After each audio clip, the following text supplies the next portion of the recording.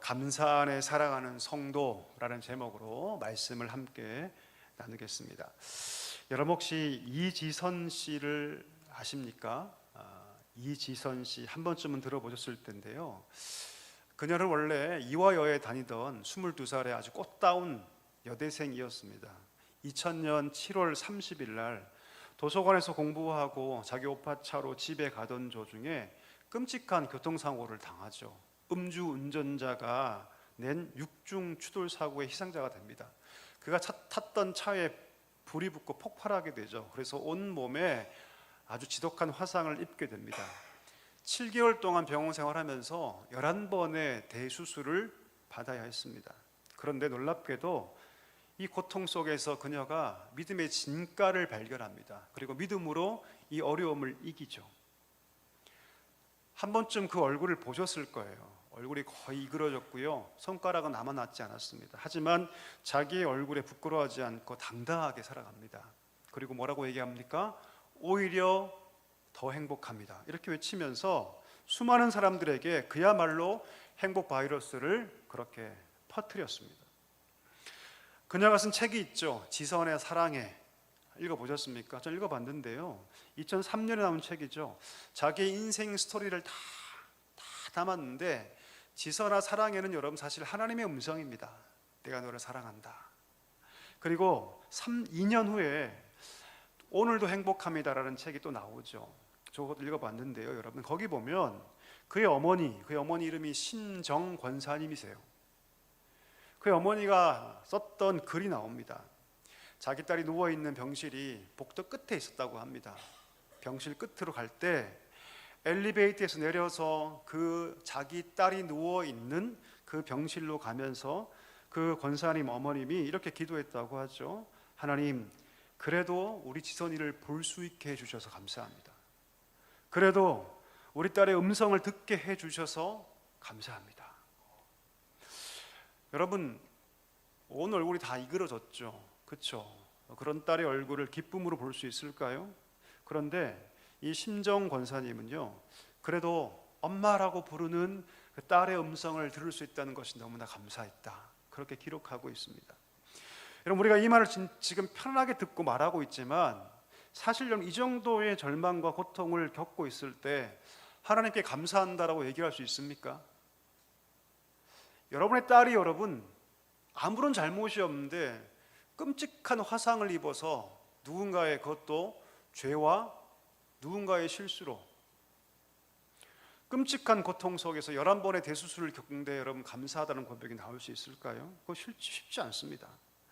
그러면 어떻게 이지선 씨는 또 그의 어머니는 이런 고백이 가능했을까요? 그 답은 무엇이냐면 믿음의 눈을 통해서 그 상황을 보았기 때문입니다. 그리고 믿음의 눈을 통해서 그 상황을 보았기 때문에 감사할 수 있었던 것이죠. 우리가 볼 때 감사할 것이 아무것도 없죠. 그런데 놀랍게도 믿음의 눈은 절망 가운데서 하나님의 은혜를 발견하게 합니다. 그리고 하나님의 은혜가 발견되니 감사하게 되는 것이죠. 좀 지금 내 삶에 불평이 많다, 내 삶 가운데 불평이 가득 차 있다, 그건 무슨 얘기일까요? 하나님의 은혜를 발견하지 못하고 있다는 것입니다. 하나님 오늘도 우리 삶 가운데 은혜를 주시는데 내가 그 은혜에 대한 눈을 감아버린 거죠. 그러니까 무엇밖에 내 속에서 역사하지 않냐면 불평밖에 여러분 역사하지 않는 것이죠. 그러니까 여러분 평범한 삶 속에서 감사를 잃어버리지 않고 살 수 있다는 것은 여러분 대단한 믿음입니다. 아멘이십니까? 이게 가장 큰 믿음이에요. 내 삶 속에서 내 감사를 잃지 않고 산다, 이것은 여러분 가장 소중한 믿음의 모습이라고 생각합니다. 오늘 본문 한번 볼까요? 예수님께서 예루살렘을 향해 가시다가 갈릴리와 사마리아 중간쯤에 있는 한 도시에 들어가십니다. 한 고을에. 근데 갔더니 한 10명 정도의 나병 환자가 있었습니다. 나병 환자라는 것은 여러분 굉장히 끔찍한 환경에 있는 사람들이죠. 그 당시에 나병, 지금으로 한센병이라고 얘기하죠. 문둥병이라고 얘기합니다. 이 사람들은 여러분 저주받은 병, 하나님께 심각하게 심판받아서 저주받은 병이라고 여겼던 병입니다. 가족들도 그들을 버리고요, 친구들도 그들을 버립니다. 평생을 여러분 끔찍한 고통, 몸의 고통은 말할 것도 없이 정신적인 고통, 신앙적인 고통을 다 끌어안고 살아가야 할 그런 사람들입니다. 누가 도와주지 않으면 살아갈 수 없는 그런 인생의 가장 밑바닥을 살아갔던 사람들입니다. 근데 그들이 인생을 포기하지 않아요. 놀랍게도 예수님이 자기 고을에 왔다는 소식을 듣습니다. 그리고 예수님을 찾아가죠. 이것이 대단한 모험인 것이 여러분, 자칫 그들이 지정된 그들의 거주 지역을 이탈한다는 것은 여러분, 돌에 맞아 죽을 수 있는 상황일 수도 있습니다. 왜냐하면 그 당시에 이 문둥병, 나병 환자들은요, 자신들이 정한 거주지를 함부로 떠날 수 없거든요. 왜? 부정한 자들이었기 때문입니다. 그 율법의 명령을 어긴 죄로 행여 발각되면 돌에 맞아 죽을 수 있는 상황을 겪을 수 있습니다. 근데 그들은 자기 인생을 포기하지 않죠. 그리고 돌에 맞아 죽을 각오를 하고 오늘 예수님을 찾아갑니다. 감히 가까이 가지 못하고 멀찍이 서서 10명이 막 소리를 지르기 시작하죠. 예수님, 우리를 불쌍히 여겨 주옵소서, 우리를 고쳐 주옵소서. 왜 이렇게 외쳤을까요? 예수님이라면 우리를 고칠 수 있다. 이 희망과 믿음이 그 마음 가운데 있었던 것입니다. 예수님께서 그들을 고쳐주시죠. 그런데 아주 놀라운 방법으로 그들을 고쳐주십니다. 어떤 방법입니까? 병을 고쳐달라고 간구한 그들에게 예수님께서 뭐라 말씀하시냐면, 가서 제사장에게 너희 몸을 보여라. 이상하지 않습니까 여러분? 아니, 나병을 고치신 것이 아니에요. 몸을 깨끗하게 한 것이 아닙니다. 나병을 다 고친 다음에 가서 그 몸 보여라고 말씀하신 것이 아니라, 지금 나병이 여전히 그들의 몸 가운데 있는데 예수님 뭐라 말씀하시냐면, 그 몸을 제사장에 가서 보여라 라고 말씀하신 거죠. 아주 독특한 방법입니다. 왜 그러면 제사장에게 보이라고 했을까요? 레위기 13장에 보면 나병을 진단하는 것도 제사장의 역할이고요, 나병에서 깨끗하게 된 것을 확인해 주는 것도, 그래서 나았다라고 판단해 주는 것도 누구 역할이냐면 제사장의 역할이었기 때문이죠. 자, 그렇기 때문에 그들이 예수님 말씀만을 듣고 제사장에 갔다는 것은 무슨 의미입니까? 자기의 병이 고침받을 것이라는 믿음 때문에 간 것입니다. 제사장에 갈 때 여전히 그들의 손가락과 발가락은 여러분 다 썩어 있었습니다. 문드러져 있었죠. 여전히 고름이 흘러나옵니다. 그런데 그 몸을 끌고 예수님께서 말씀하신 그대로 제사장에 갔다라는 것이죠. 여러분 생각해 볼까요? 문둥병 환자가 고침받는 것도 아닌데 그 몸을 그대로 가지고 가서 제사장에게 갔다는 것은 여러분, 앞서 얘기했듯이 돌에 맞아 죽을 수 있는 상황입니다. 근데 그들은 믿고 순종하며 간 것이죠. 놀랍게도 그 순종 가운데 기적의 역사가 일어납니다. 그들이 예수님 말씀에 순종하여 제사장에게 그 몸을 보이려고 달려가다가 오늘 14절에 보니까 그들이 깨끗함을 입게 되었습니다. 병이 나아서 간 것이 아니에요 여러분. 제사장에게 그 몸을 보이러 가다가, 믿음으로 순종하여 보이러 가다가 그들이 병이 나았던 것이죠. 여러분, 믿음이 무엇일까요? 저는 이것이 믿음이라고 생각합니다. 이것이 믿음이고 이것이 순종입니다. 병을 고침받은 다음에 야 가서 확인해라 라고 말씀하시면 누구나 가죠. 그렇죠? 그런데 이들은 그렇게 한 것이 아닙니다. 여러분, 때때로 하나님께서 이렇게 말씀하실 때가 있어요. 어떤 많은 분들이 이런 말씀하시죠. 예수님, 병을 고쳐 주옵소서. 그럼 제가 충성하겠습니다. 내 삶에 이러한 문제를 해결하여 주옵소서. 그럼 내가 신앙생활 열심히 하겠습니다. 우리가 이해할 수 있는 말로 기적과 표적을 보여주시옵소서. 그러면 내가 더 주님을 열심히 믿고 내가 봉사까지 하겠습니다 라고 말합니다. 근데 예수님께서는요, 많은 부분에 있어서 먼저 우리에게 뭘 요구하십니까? 우리 한번 따라 하시겠습니까? 순종을 원하신다. 순종을 원하십니다. 여리고성이 여전히 있어요. 여리고성을 하나님께서 다 무너뜨린 다음에 정복하라 말씀하지 않으시죠? 가장 강대했던 관문도시 여리고성이 여전히 있음에도 불구하고 하나님께서 믿음으로 그 성을 하루에 한 바퀴씩 돌고 마지막 날에는 7바퀴 돌고 외쳐라. 그럼 무너질 것이다. 믿음으로 그 성을 돕니다. 요단강을 다 갈라놓고 하나님께 들어가라 말씀하신 것이 아니라 들어가라 그냥. 너 법궤를 메고 하나님의 임재가 너희 가운데 있으니 법궤를 메고 그 강에 들어가라. 그러면 그 강이 열릴 것이다. 강이 열린 상태에서 그 강에 들어간 게 아니에요, 여러분. 그때는 범람식이 아닙니까? 강이 넘치는 범람식입니다. 물이 없을 때가 아니에요. 엄청난 물이 흐를 때입니다, 여러분. 근데 법궤를 메었던 그들이 그 발을 그 강 안으로 들어가기 시작하자 놀랍게도 그 요단강이 갈라진 것이죠. 가나 혼인잔치에서 하나님께서, 예수님께서 물로 포도주를 다 바꾸신 다음에 갖다 주라 말씀하지 않으셔요. 뭐라 말씀하십니까? 물을 채웠느냐? 갖다 줘라. 그때 그들이 순종하죠. 그냥 물이지만 말씀에 순종하니까 물이 포도주로 변했던 것입니다. 여러분, 때때로 하나님께서 우리에게 믿음과 순종을 보이라고 할 때 우리 앞에 어떤 것도 변한 것이 없을지라도 순종할 수 있는 믿음이 우리 가운데 있기를 축복합니다. 그러면 하나님께서 그 믿음을 보시고 역사하신다는 것이죠. 하나님이 이러이러한 것들을 해결해 주시고 이러이러한 기적들을 보이시면 나 이렇게 행하겠습니다 하고 말하는 것이 아니라 하나님이 우리 가운데 믿음과 순종을 요구하실 때 순종하세요. 그러면 하나님이 그 다음을 책임져 주십니다. 이것이 믿음의 순서라는 것이죠. 오늘 본문에 보니까 이 10명의 나병 환자가 그렇게 순종합니다.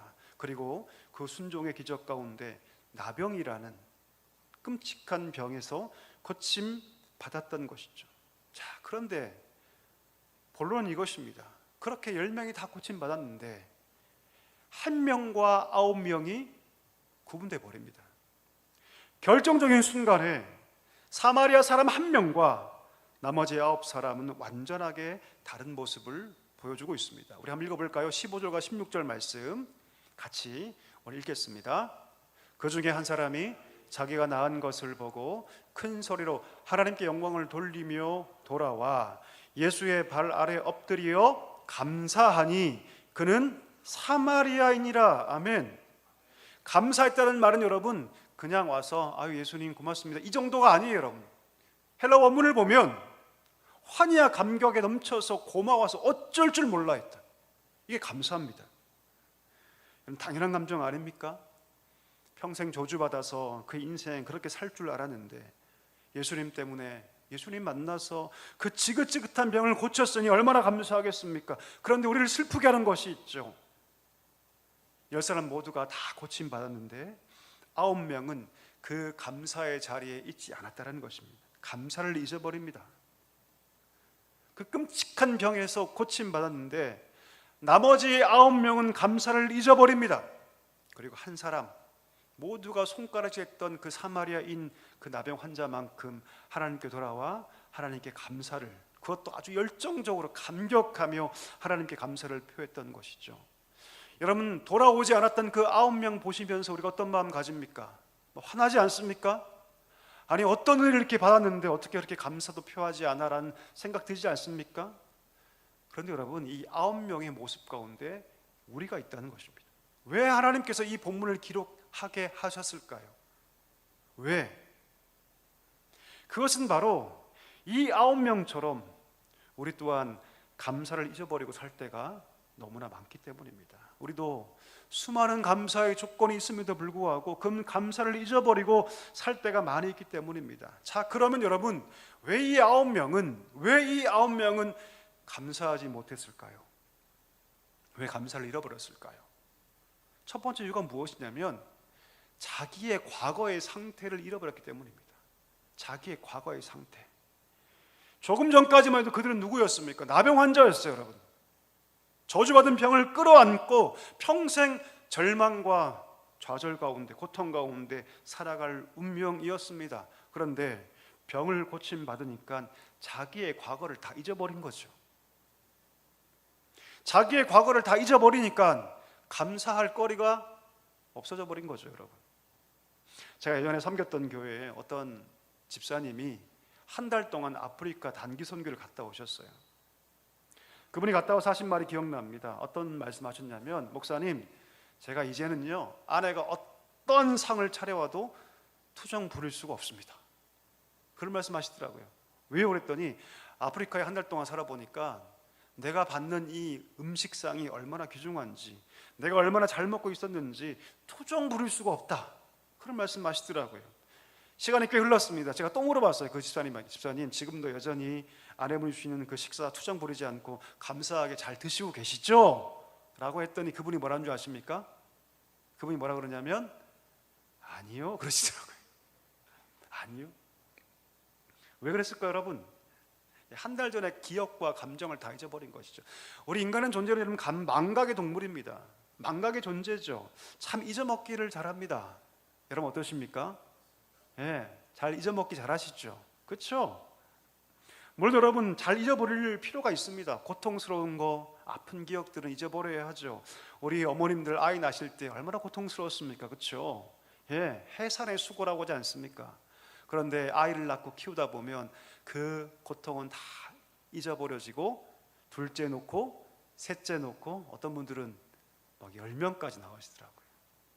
10명까지. 제가 섬겼던 충현교회는요 딸만 7명. 딸만 7명. 어쩌면 여러분 이 망각의 이 은사를 가장 덕을 본 사람은 저 같은 목사일 겁니다. 왜냐하면 제가 아무리 설교해도 여러분들은 또 잊어버려 주시고, 그렇죠? 그래서 제가 또 말을 해도 뭐 괜찮은 그런 상황이 있으니까. 중요한 건 뭡니까? 우리가 잊어버려 될 것들은 잊어버리면 좋습니다. 우리 도움이 되죠. 하지만 결코 잊어버려서는 안 될 것도 있다는 것입니다. 그게 뭡니까? 하나님의 은혜만큼 잊어버리면 안 돼요, 여러분. 아멘이십니까? 하나님의 은혜를 마음 깊이 간직하고 있다가 그것을 날마다 꺼내봐야 합니다. 왜요? 그 은혜가 우리 가운데 진정한 능력이 되고, 그 은혜가 우리 가운데 소망이 되고, 그 은혜가 우리 가운데 진짜 힘을 주기 때문이죠. 은혜를 잃어버리면 안 됩니다, 여러분. 상반기 동안 하나님의 어떤 은혜 가운데 살았습니까? 여러분 상반기를 우리가 이제 보내고 7월달 하반기를 시작하면서 어떤 은혜가 여러분 마음 가운데 있습니까? 어떤 은혜와 감동이 여러분 속에 있습니까? 그 은혜가 있는 사람들은 감사할 수 있습니다. 은혜가 없으면 감사할 수가 없죠. 감동이 없는데 어떻게 감사가 되겠습니까? 안 그렇습니까, 여러분? 감동이 되고 은혜를 기억하면 감사할 수 있습니다. 여러분 축복합니다. 여러분 마음 가운데 은혜의 기억이, 감동의 기억이 있기를 간절히 소망합니다. 오늘 남영 환자를 보십시오. 그들이 왜 고침받았습니까? 좋은 약 때문에요? 아니요. 의사가 수술해서요? 아니요. 예수님의 은혜 때문 아닙니까? 한 명만 아니라 9명이 다 고침받았습니다. 그런데 9명은 그 은혜를 잊어버렸던 것이죠. 여러분 우리가 지금 살고 있는 집, 우리가 살고 있는 환경, 나의 소유들, 나의 건강, 우리의 자녀들, 누구의 은혜로 여러분 이루어진 것입니까? 하나님의 은혜인 줄 믿습니다. 이것을 기억해야 합니다. 세상이 어렵다고 얘기를 하죠. 삶이 어렵다고 얘기를 해도 여러분 아닙니다. 하나님께서 우리 가운데 베풀어 주신 것이 너무나 많이 있습니다. 그것을 발견할 수 있게 되기를 간절히 소망합니다. 여러분 그것을 발견할 때 감사할 수 있어요. 그 작은 것이라도 그것을 믿음의 눈으로 바라보고 그것을 발견할 때 비로소 감사할 수 있는 줄 믿습니다. 여러분 감사에도 때가 있죠. 이런 속담이 있습니다. 기회는 앞머리를 잡아야 한다. 그런 말이 있어요. 왜요? 여러분 지나가 버리면 잡을 수 없기 때문이죠. 똑같습니다. 감사도 때가 있고 기회가 있습니다. 어떤 분들은 그렇게 말씀하세요. 아유 나중에 감사하겠습니다. 나중에 감사 가능할까요, 여러분? 절대 불가능합니다. 나중에 감사, 그 감사는 없습니다. 왜요? 결국 우리는 감사를 잊어버리기 때문이죠. 오늘 여러분 하나님 앞에 우리가 무엇을 고백하고 감사해야 합니까? 특별히 맥주 감사절을 보내면서 하나님께 마땅히 우리가 고백해야 할 감사가 무엇입니까? 오늘 이 예배를 통해서 우리가 온 마음을 다해서 하나님께 고백하며 감사할 수 있게 되기를 간절히 소망합니다. 감사에는 여러분 능력과 은혜가 있습니다. 축복이 있어요. 오늘 말씀 볼까요? 9명은 돌아오지 않았고 1명만 돌아와서 하나님 예수의 발에 엎드려서 온몸을 떨며 감사했을 때 오늘 예수님께서 뭐라 말씀하십니까? 일어나라, 네 믿음이 너를 구원했다라고 얘기를 해요. 순종하는 믿음이 나병 고쳤다면 감사하는 그 믿음은 그의 영혼을 고쳤습니다. 이게 복이죠. 감사는 능력입니다. 감사는 여러분, 우리에게 더 큰 복을 가져다 두는 하나님의 통로이고 하나님의 방법인 것이죠. 감사가 있을 때 하나님의 더 큰 은혜가 그 가운데 부어지기 시작합니다. 감사가 그 마음 가운데 임할 때 짜증이, 불평이 사라지고 우리 가운데 거룩한 기쁨이 우리 마음 가운데 임하게 되는 줄 믿습니다. 말씀을 정리하길 원하는데요, 여러분, 감사는요 위대한 능력이 있습니다. 위대한 변화를 가져다 줍니다. 절망을 바꿔서 희망이 되게 하고요, 우리 삶을 성공의 삶으로, 기쁨의 삶으로, 축복의 삶으로 우리 삶을 인도하는 줄 믿습니다. 저는 우리 모두가 9명에 속한 자가 아니라 1명에 속한 자가 될 수 있기를 주의 이름으로 간절히 축원합니다. 여러분, 오늘 그가 하나님께 돌아와, 예수님께 돌아와 진정한 감사를 고백했을 때 더 큰 축복의 세계, 그의 영혼이 하나님께 구원받는 더 큰 축복의 세계로 나아갔듯이 남은 생에 계속해서 하나님께 감사함으로 더 큰 은혜를 경험하게 되는 은혜가 있기를 주의 이름으로 간절히 축원합니다.